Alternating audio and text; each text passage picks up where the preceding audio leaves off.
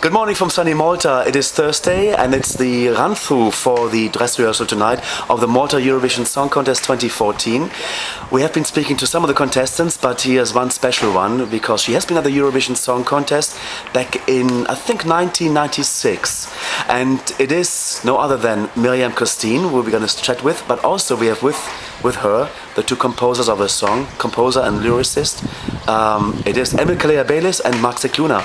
Hello, all three of you. How are you? Hello, and thank you very much. Always so lovely to speak to you. It's fantastic to see you and of course also Emil and Mark, and because we have never met before.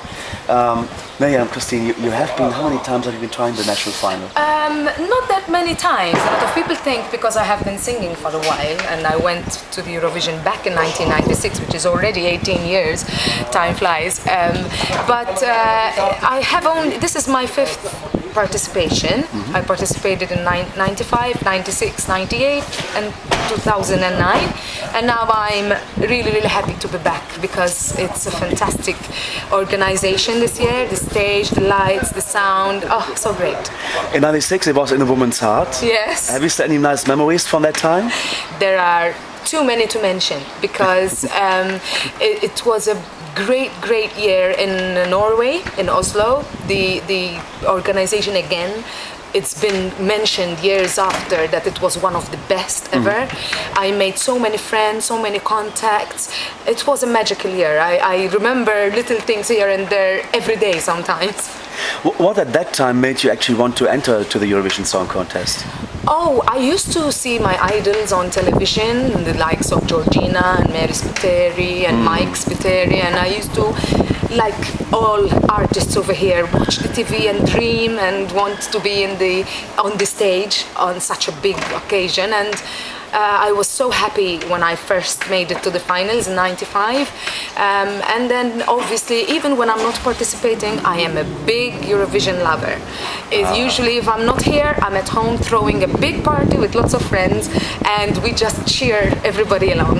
That's amazing. How has the musical career been developing for you over the last few years? I've had some ups and downs. I've been busy some years doing an album or promoting singles or music videos, singing abroad. Then there were a few years when I was very quiet. I had my son and I was focusing on my other career, which is teaching music. But I believe life is great like that. It's ups and downs and surprises and not. So it's good to be back this year after a while. We call it variety is the spice of life, right? It is. Definitely it is. It's great. And then you appreciate it even more. That's why I am one of those singers who I don't participate every single year. So it's nice because then I really appreciate the whole thing and I appreciate the fuss over me as well. Very nice. Let's talk about the song that's called Safe. Yes. Okay, let's maybe involve our composer and lyricist, or your composer and lyricist, Mark, Calleja, Bayliss and Mark Emil, sorry. And because you're also going to do that, it's called Mark, that's fine. So it's Emil, Calleja, Bayliss and Mark Scicluna. How did you meet up and get the idea to write the song for Miriam Christine? Well, Mark and I met over a year ago now, and I think our first song was for Eurovision last year. Unfortunately, it didn't get through, and from then onwards we kept on composing.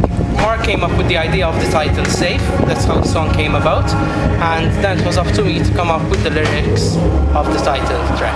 And we basically gave different definitions of what safe can be, and that's why we believe that the lyrics of the song are a very important part of the song because people can relate to them. And then after we finished the lyrics, Mark composed the melody, we arranged the lyrics and kept on working till we believed that the song was perfect. We thought about different singers who was the best one to interpret Safe, and our decision fell on Miriam Christine finally. And as soon as we heard her voice on it, we were definitely sure that we did the right decision for our song because she gave it a lot of depth and a lot of emotion. But also I think that because Miriam Christine has been there, she knows exactly what is needed. But also you're a music teacher as well, so that helps I think a lot as well. Considering it's our first participation in the contest, as both for me and it's important to have someone as experienced as Miriam, because obviously she's done it before and she knows what it takes, basically. So we have a team, we're new, Miriam's experienced, so we're trying to combine all elements together. So at the end of the day, we present a very good product for our song. Have you been submitting also songs into other national finals? I personally tried submitting into the Belgian final alone. It was with a foreign composer, not with Mark. Unfortunately, it didn't get through, but at the end of the day, I'm Maltese, so I focused mostly on the Maltese national final. Now let's check with Mark. Mark, we have seen your name on many songs in the past. What for you is the best song you've ever created? Well, practically this is my first experience in the Eurovision Song Contest. I have participated in other contests in Malta, Maltese National Final, in the first and other contests. Well, it's very hard to choose a particular song, but I think my favorite would be a song called Eternita. In English it translates to eternity. And I participated in the fest with that song and placed third. Well, this is the first experience in Eurovision, and if I had to choose my favorite song now, I would choose Safe. So. Yes, you do, my darling. You'll be in trouble if you don't. Amazing. No, it's really nice. You get along really well as well. We see that. Yes. Are you writing songs yourself as well, Miriam Christine? I do, yes, from time to time I do. But you see, I love writing songs, but I'm mainly a singer, and a lot of people here think that I would only sing my own songs, which is not true. In fact, this year has been an amazing experience. And as soon as I heard the song the first time, I just closed my eyes and listened to the words and said, it's my song. I'm definitely going to sing this. And it's one of my favorite songs. Whenever I sing it, I think about my son, and it brings a lot of emotions to me. So it's a very special song to me. Fantastic, and it's been created by Mark and by Emil as well.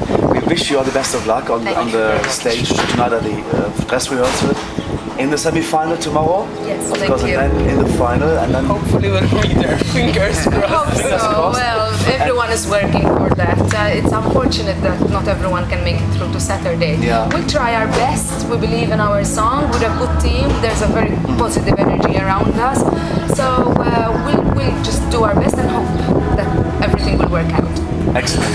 And so what's your future plan after the Eurovision Song Contest? After the Eurovision, I'm working on some material on my own. I have an album which is going to be released in collaboration with a musician friend of mine. It's a chill out album, very different, I'm very excited about that. There's also even Emil and Mark. We are all involved in another local festival in March, and then we'll keep writing songs because that's what we do at the end of the day.